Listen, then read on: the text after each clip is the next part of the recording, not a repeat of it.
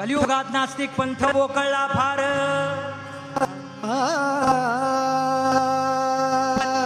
देवाधिकांच्या कल्पना झुड म्हणती नारी आणि नर. मग त्यांना करतो सरळ सवाल, कशा करता बसवले हे पंढरपूर, या दुनियेचा पालनहार. उभा राहिला विटेवर अनुभव घ्यावा, व्यास वशिष्ठ शुक गोंधळी. नाचतात सोमेळी द्वैत भाव विसुरणी बळी.